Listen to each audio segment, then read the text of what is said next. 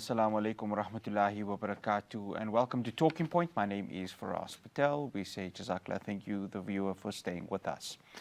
On Monday, COSATU, the largest trade union organization in South Africa, went on a nationwide protest demanding an end to the unemployment crisis that is crippling the South African economy.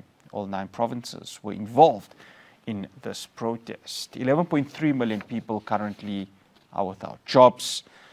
And even though ratings agencies, World Bank, IMF are saying that South Africa's economy could grow this year, the solving of the unemployment issue still remains something that government is yet to deal with. And it begs the question of whether it can be done in the next 4 to 5 years if South Africa's economy is to grow as projected. Joining me now, I'd like to welcome the national spokesperson of COSATU, Zanele Sabela, to discuss not just that, but a wide range of issues also. Ms. Sabela, good evening. Thank you so much for joining us here on Talking Point on Hilaal TV. Good evening. Thank you very much for having us. Ms. Sabela, one of the primary grievances, and I would like to think, obviously, this was at the core of why COSATU went ahead and did this protest, was the fact that when you look at 11.3 million, it is quite a large number. Is South Africa, from COSATU's perspective, understanding the magnitude of the unemployment crisis in the country? Certainly. The people that are sitting at home without jobs are definitely understanding this crisis. It is a big crisis. I mean, that 11.3 million actually is the expanded definition of unemployment. It includes people who have looked for work, haven't gotten work, and now are just discouraged. But then that doesn't mean they don't need the work that they need. And so it is a crisis. It's a big crisis. We have had this unemployment, but the problem is it just keeps ticking up and ticking up.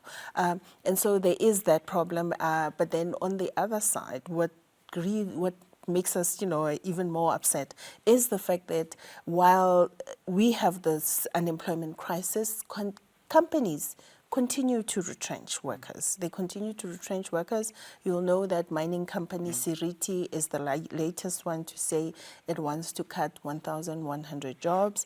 A big retailer, a serious, a South African-born business that has done well for itself, Pick n Pay, now wants to cut 12,000 jobs, which is a serious problem when you consider that, just one job is said to support an average of 7 people.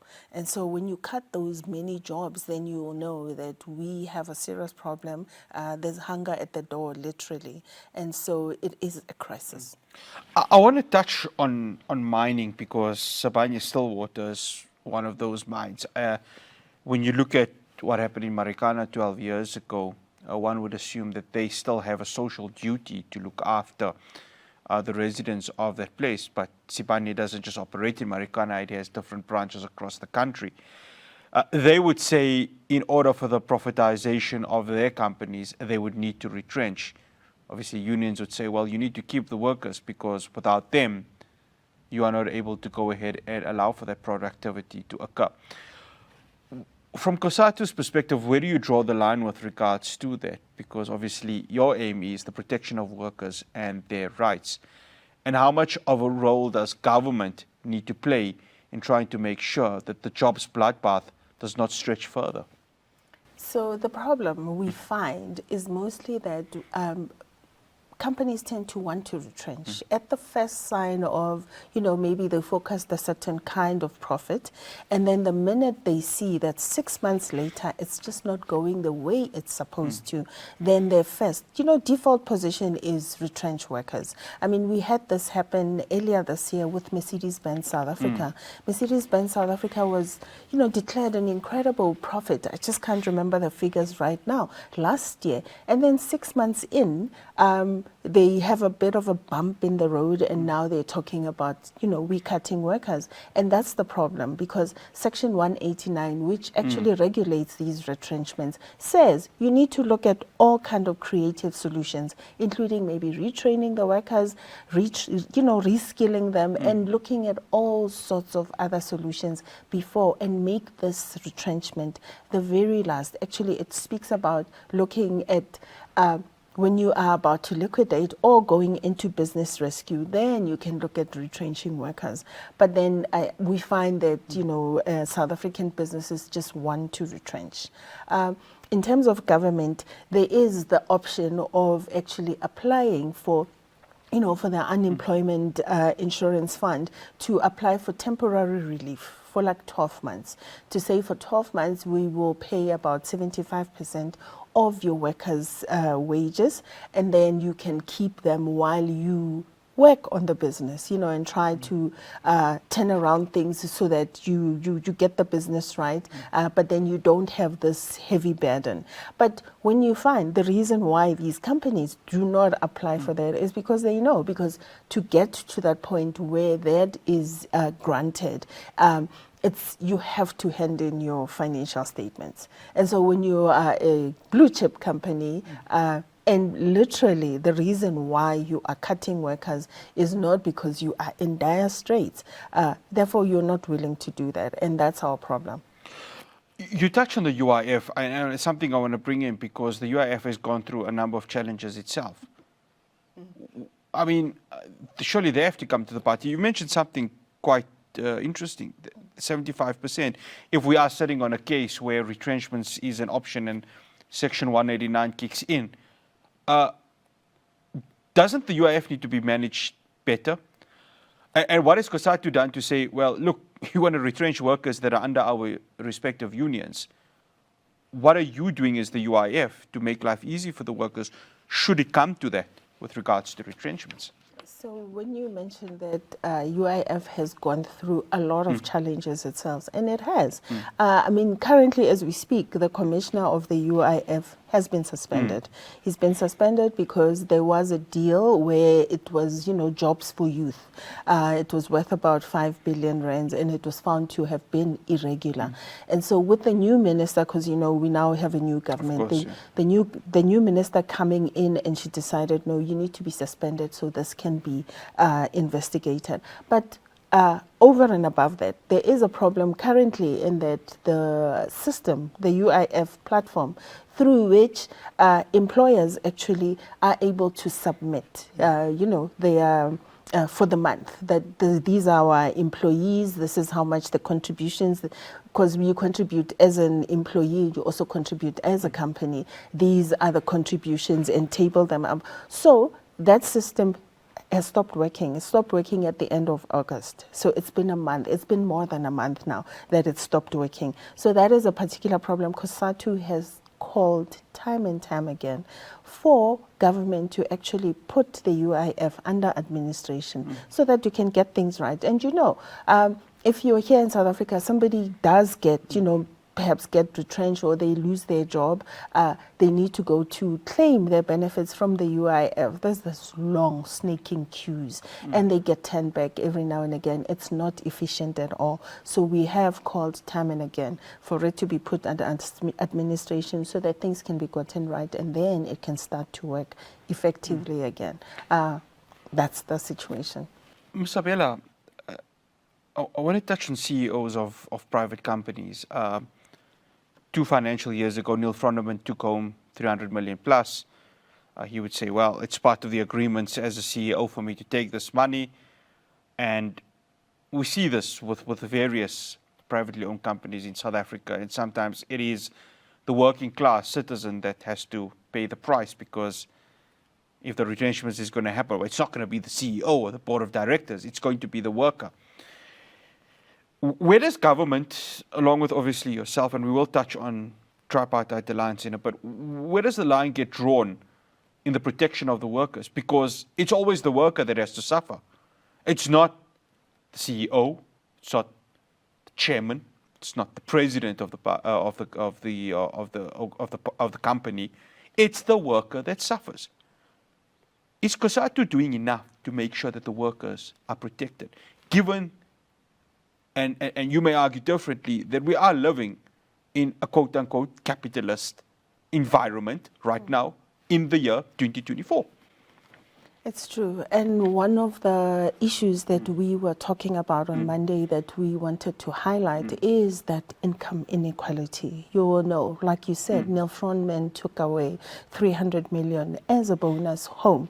And then at the same time, his workers were striking.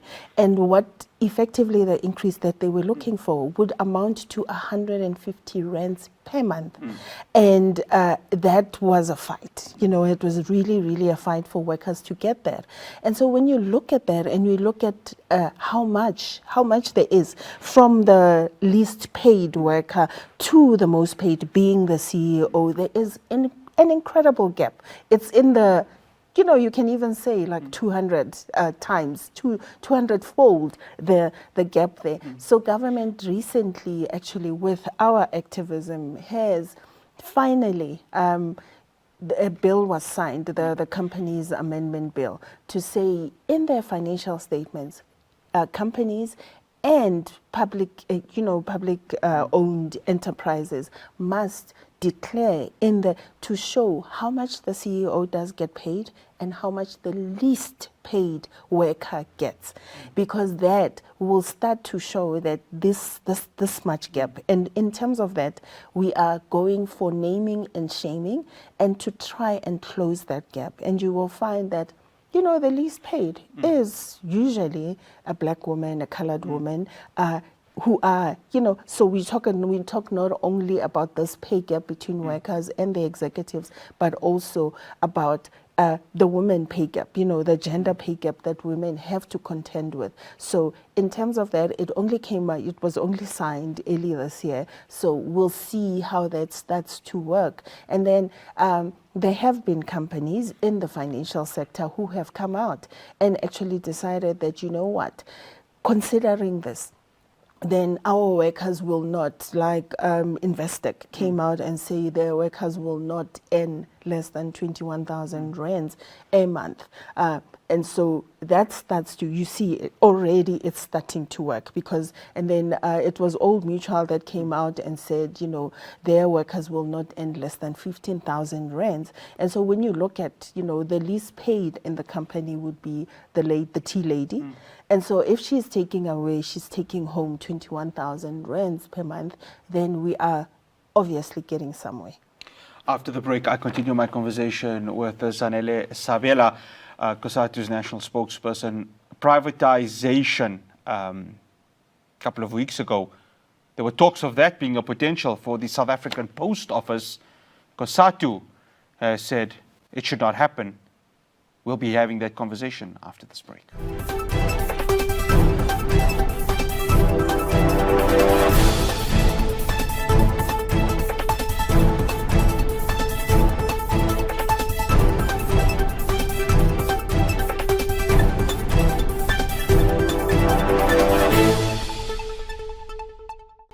Welcome back to Talking Point. Now, the South African Post Office is currently in business rescue with retrenchments potentially on the line. The current Communications Minister, Solly Malatsi, who is also a member of the Democratic Alliance, said that privatization should be looked at to save the ailing entity. Ms. Sabela, COSATU said straight out that this should not happen.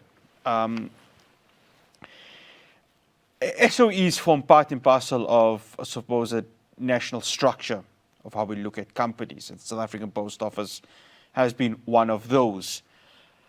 Why should this privatization not happen?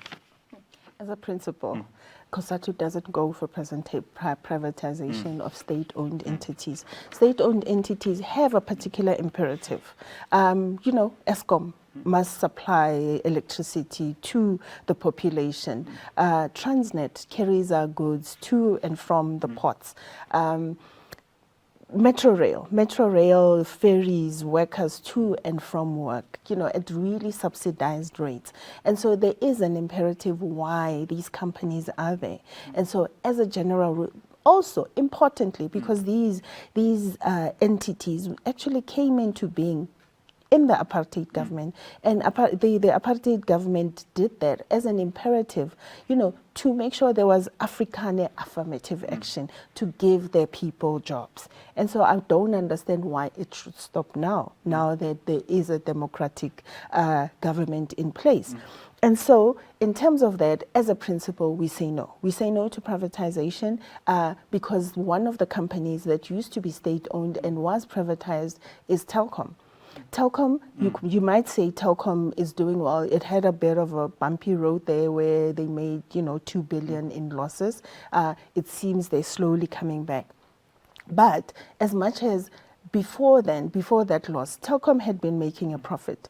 Even though Telkom was making a profit, Telkom was continuously retrenching workers. And this is the problem, that even when a company that used to be state-owned is making a profit, they continue to, because this is how private companies work.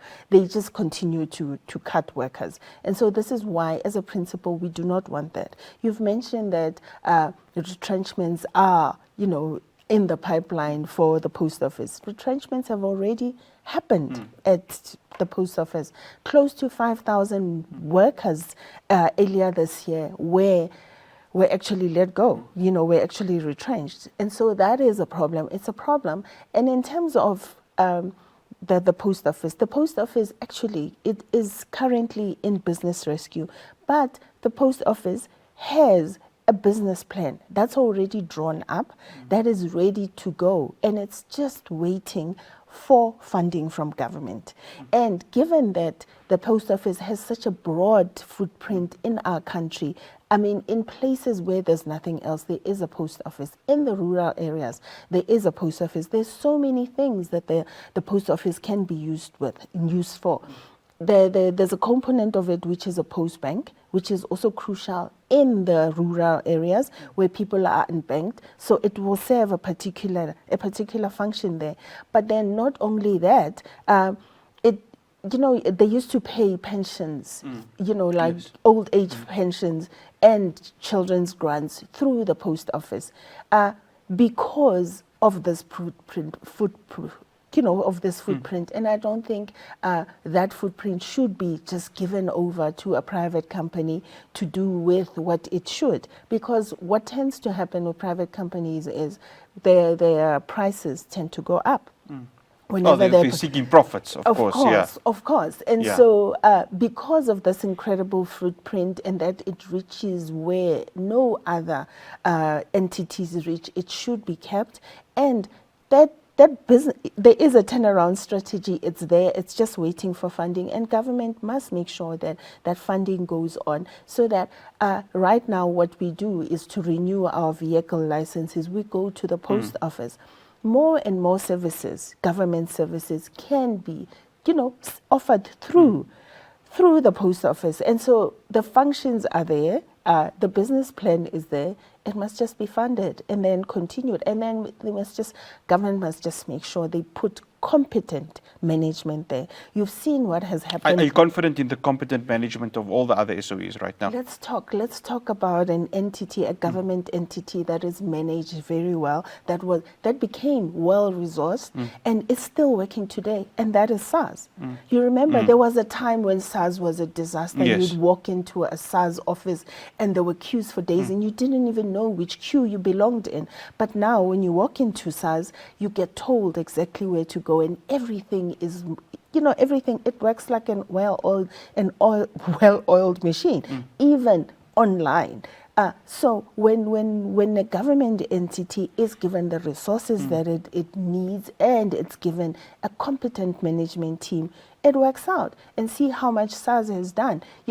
Everything else, because it's been able to collect that much more tax, and so has been able to provide the revenue that we need for the child's grant, remember the COVID grant, when no one was going to work and people who were unemployed had absolutely nothing. And then that grant was introduced. So because of that, because SARS is so efficient, why not do the same for the post office?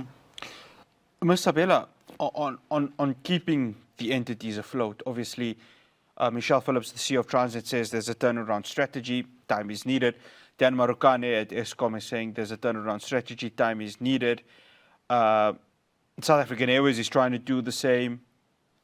But when you listen to this year's budget speech by Minister Enoch Godongwana, he said straight, bailouts are going to be not just given out willy-nilly. There has to be some turnaround strategy.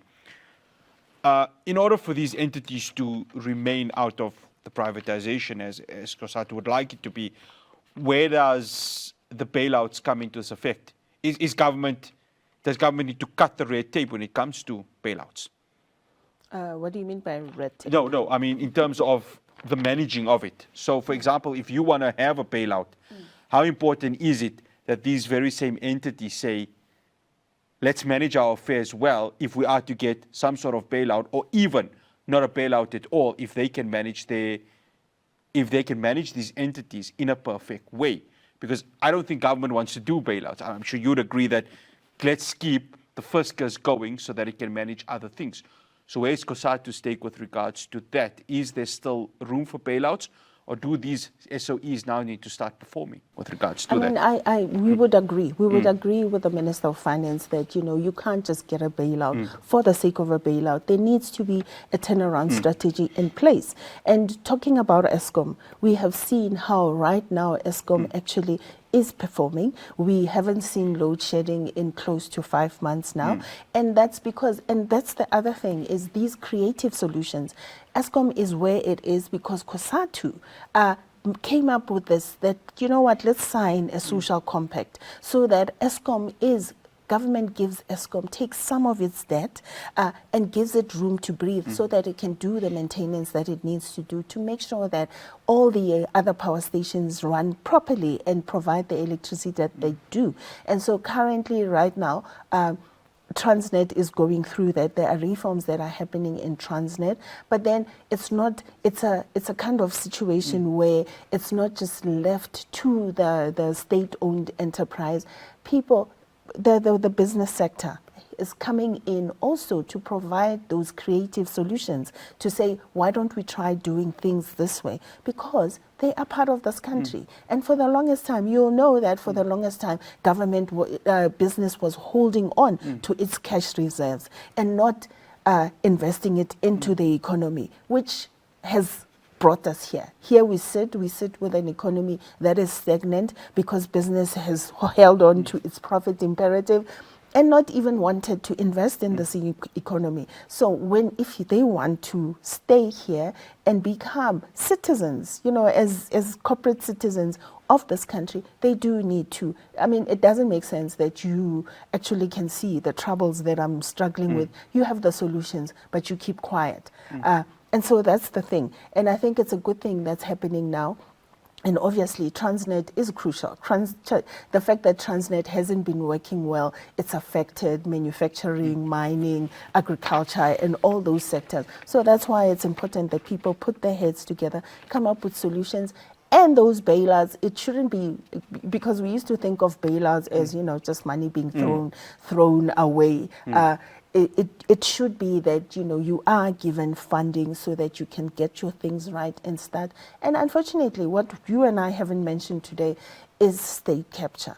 The fact that, of course, yes. Yeah. The fact that these entities didn't just lose especially their money. Eskom, yeah. Exactly. It's not just Eskom, all of them. All of them, Transnet, Transnet also.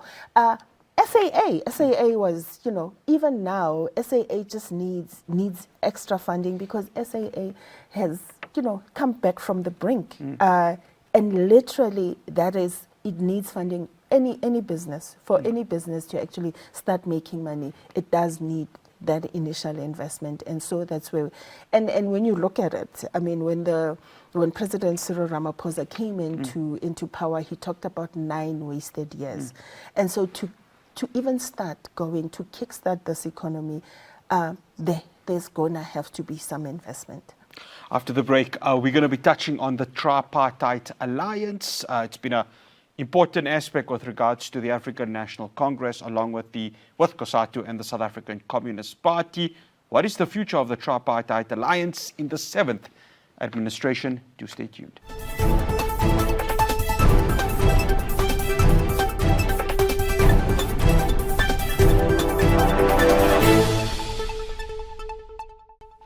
Welcome back to Talking Point. Now, as mentioned before we went to the break, the importance of the tripartite alliance from the African National Congress. It's seen its partners, COSATU and the South African Communist Party, as key partners in not just winning votes, but also at the same time talking about the social impact, the economic impact within the country. Ms. Sabela, the ANC Youth League President Colin Malachi challenged the South African Communist Party to withdraw their deployees in government and contest the elections independently. This was seen as some sort of a fracas between the alliance partners within this time. Of course, the South African Communist Party is an alliance partner of yourself, as COSATU. These elections that occurred and the fact that the ANC had lost its power at 44%, did it come as a shock to COSATU, and how much did it really change the whole perspective within the tripartite alliance? It's very interesting to say, did it come as a shock? I mean, in the lead up to elections, all sorts of polls, the political analysts, they all said the ANC was set to dip below 50% for the first time since the dawn of democracy.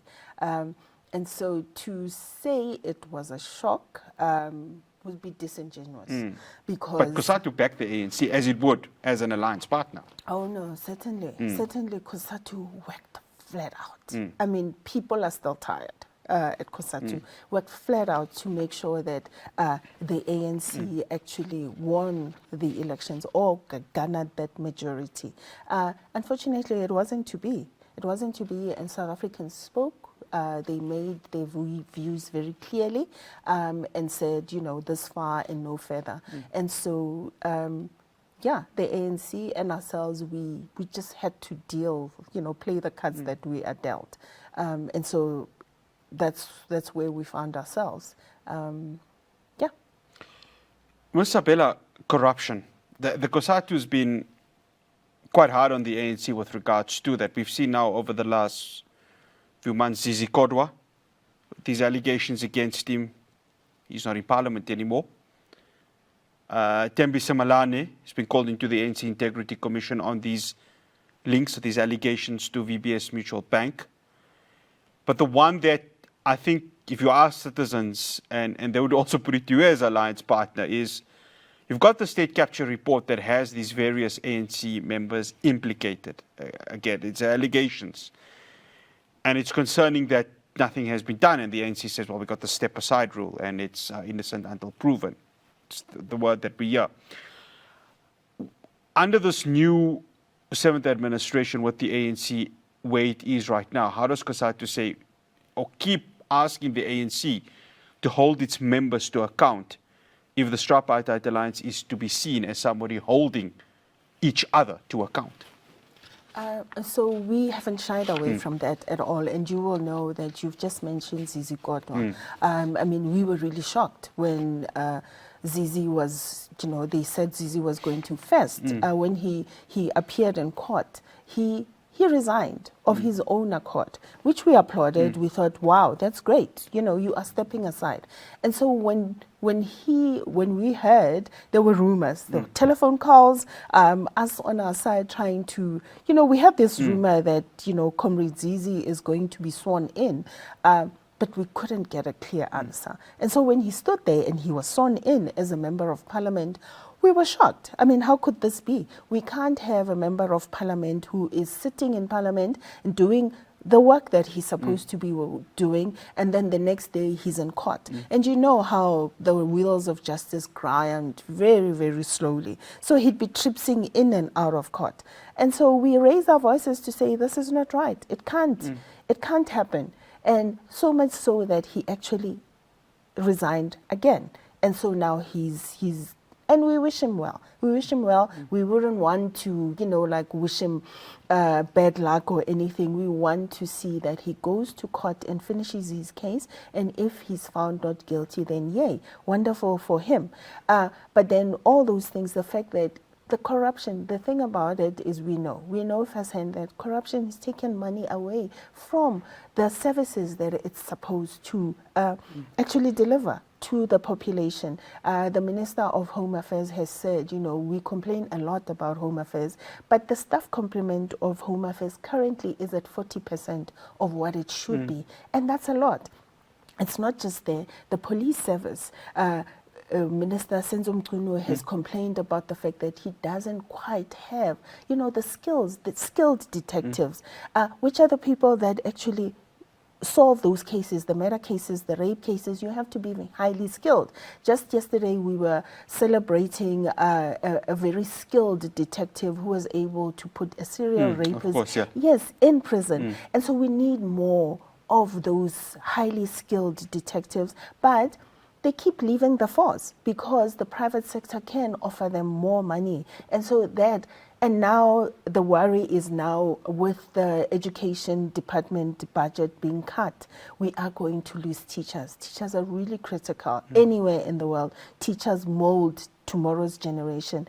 And so it is problematic because of the decade of state capture that we find ourselves. And it's not just that. They went further in that they hollowed out the skills, like in the NPA. The NPA is the one that is actually supposed to now prosecute these people who are mentioned in the Zondo report, like you say. And so the skills there were hollowed out, and they slowly are building it up. But then while that is happening, understand that the prosecution is also now, like it has ground to a halt. And this is one of the issues we raised on Monday when we were marching, that, in terms of body count behind bars, we haven't seen much. When, quite frankly, the Zondo Commission actually cost the country R1 billion. And so we need that. We need that speed to be picked up. And part of that argument is that for that last decade, the ANC has suffered reputational damage. It's a fact. No member of the ANC can spin this around. And of course, the talk of renewal. I heard lectures from former President Thabo Mbeki speaking about renewal. We are ANC Secretary General Fikile Mbalula speaking of renewal. Just yesterday, of course, there were talks of bringing in members of a disciplinary discussions because Panyaza Lesufi, the Gauteng Premier, had made comments with regards to the government of national unity. From COSATU's perspective, are they confident that the ANC can renew itself to bring back confidence to the voters that they had lost, not just in this year's elections, but starting from the 2016 local government elections? Because I ask this from you as COSATU, because the tripartite alliance is still important in the eyes of many. So there's been a lot of talk about renewal. And the thing about this renewal is at some point we need to stop talking and we need to start doing. So these things are important. We need to start doing the things. Instead of saying renewal, people actually need to see it. People need to see it on the ground. When you're walking around in your community, you need to see that the street lights are working. The robots are now working. Everything that is supposed to work is working. And that's how this renewal will come to being. And so when Thembi Simelane, like our Minister of Justice and Constitutional Development, is accused of having been involved in the VBS scandal, in that she was one of the people who was given a loan, and then as mayor of Polokwane, she actually some money was deposited into a mutual bank, which wasn't supposed to happen, and she's still holding on. We've called her out, by the way. We've said, she needs to she needs to come clean. Where is this loan agreement? Let's see it, and also we would like to get to a point where, like Zizi Koto, when he was charged, he resigned, but then he sort of lost it and then went back and was sworn in. I don't know whether he went back and then he thought, what am I going to do for money? But we will. It should be that whenever things like that happen, when a finger is pointed at you, you should immediately step aside and say, maybe I withdraw from my role until this is sorted, and then we can talk about me coming back in. But that is something that it seems it will still need some time, for ANC people to get it right. But how they get it right is for things to be dealt with, for the people that are supposed to go to jail, people that are supposed to be prosecuted, to be prosecuted. The other thing that we're worried about is, the Steinhoff heist. Of course, yeah. Yeah, but what we've seen now is, well, obviously the chief architect apparently took his life. But then the people that have gone through the system have been prosecuted. The one received a suspended sentence. The other one... Yeah. Exactly. And then the other one, it's like, 5 years has been suspended, you go. But people lost a lot of money from the PIC, which is workers' pensions. And so it's those things that when you do get prosecuted, it shouldn't be a slap on the wrist. People should know, people should feel that, people are being made to pay. And the other one that is continuing is that VBS, because VBS was worse in that this was a bank that was, it grew out of a community in Venda. And I have a colleague who actually, growing up, that's the bank she knew. And now to turn around and know that it's gone, it's finished, because people just got greedy and actually didn't have a problem with spending old people's money, savings that they were leaving behind for their children. When you remember those very sad visuals of the Gogos that were sitting outside VBS waiting, hoping to get their monies back. It's so unfair. And so the prosecutions need to happen, but then also the sentences must be serious sentences. It can't be that people feel, oh, I can do this again. I have to stop you there, Ms. Sabela, because we have to go to the next segment. We are going to be touching on the Government of National Unity. One of the tripartite alliance partners, South African Communist Party, its Secretary General Solimapa Hilaal, not happy with how this GNU has gone with inclusion of the Democratic Alliance. I'll have more for you on this after the break.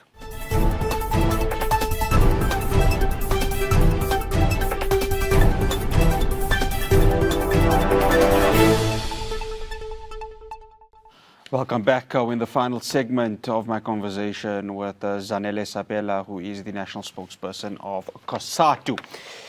Ms. Sabela, Solimapa Hilaal, the SACP Secretary General, he's criticized the ANC for setting up this GNU, which includes the DA, of course, labeling the DA as a party which maintains its neoliberal ideas. Was the SG of SACP out of line, or is he bringing something of concern?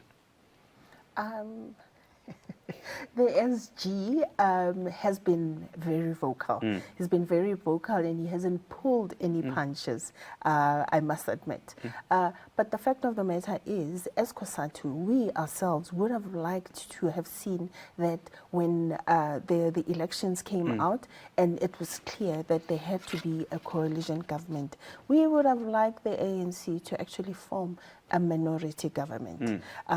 And actually say, at 40%, we have the most number of votes, but we'll go it alone. And what that would mean is that whenever they needed to maybe pass legislation, then they would have to have lobbied the other parties to support them.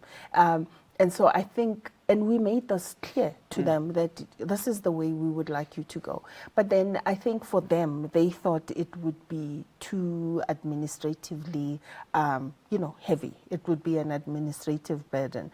So they decided to go the way they did, and form a government of national unity. And so when they sat down to do that and they let us know, we were very clear that in the statement of intent, it had to be mentioned that whatever rights that workers have gained since democracy should not be rolled back. And we stand by that. In fact, COSATU is committed to making sure that workers' rights are not only not rolled back, but then they need to be strengthened. And so and this is why. On Monday, you saw us on the street. We will make sure that doesn't happen. And also, when the Secretary General of the SACP is so vocal and has called the DA all sorts of names, the DA doesn't do itself any favors. Just last week, we were irritated with the DA because all of a sudden the DA said, no, it's going to declare employment equity unconstitutional. Employment equity talks about the fact that in the workplace, we have to be, as a population, because we are so diverse as a population, we have to be representative in working places. So there should be me, there should be you, there should be John Steenhuisen and Helen Zille in the workplace. But then, it must be representatives, but not just like that. It should also represent the numbers in the populations that we are. And so in this time, in this 30 years, that hasn't happened because the people who are mostly in top management, 62% of them are white. And then even though the black population is, 80% of the working, the economically active population is black, only 17.2% of black people are in top management. Now that can continue. And now to have that situation and then to have the DA say it's going to declare employment equity unconstitutional is really, really ridiculous. And so, for one, we're very clear and we're very sure that they have no chance in hell of winning that. It's not going to happen. So the other thing is they also, the national minimum wage. In this country, we came up with the national minimum wage in 2018.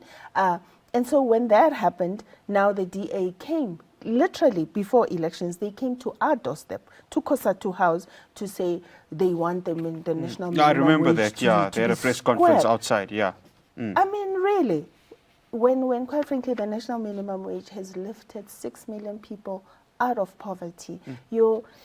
A decade ago, farm workers earned 6 rand per hour, and now they earn 27 rand 0.58 cents. And so in March next year, it's supposed to be adjusted up because in the act itself, it says every year the national minimum wage needs to be adjusted up.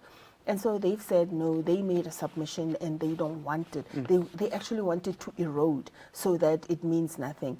But when in Parliament they were talking about this act that I was talking about, the Companies Amendment Act, to say companies must declare how much the CEO makes, the DA didn't want that to go through.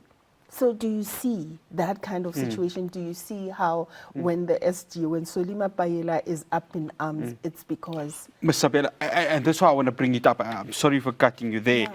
Mr. Mike Shingane said that this National Day of Action is the first salvo against the government of national unity. He wasn't mincing his words there. Can that be interpreted that COSATU is saying government of national unity, question mark? It is saying government of national unity. You need to kickstart this economy.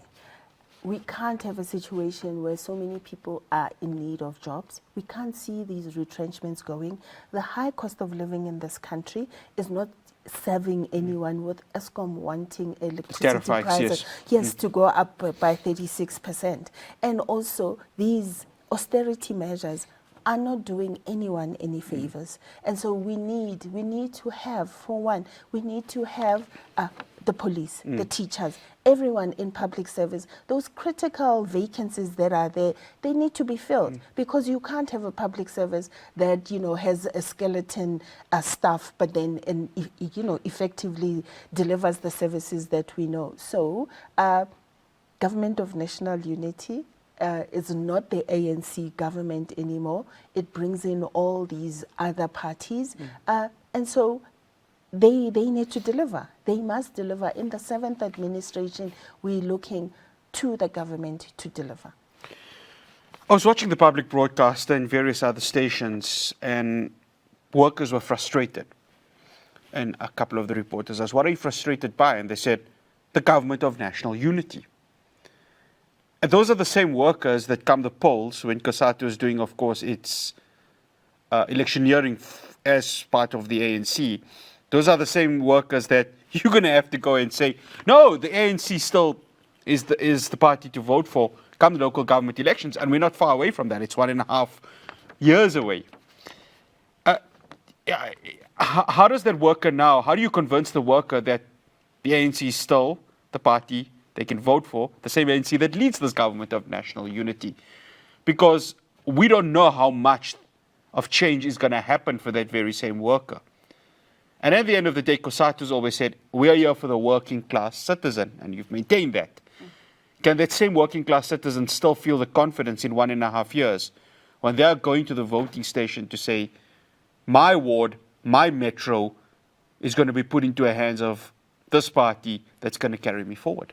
You know, when it comes to that, when it comes to convincing the workers to vote for the ANC, it is a very good thing, you know, in that perspective, to say we now have a government of national unity, and then they are the same people that are complaining, because you know that before the elections, the same people were complaining about an ANC government, and they made their voices heard by voting against the ANC.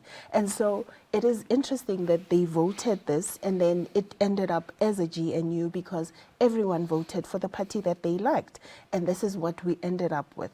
So come the local elections, it will be easier to go back to the workers and say, okay, now you have your experience of the GNU.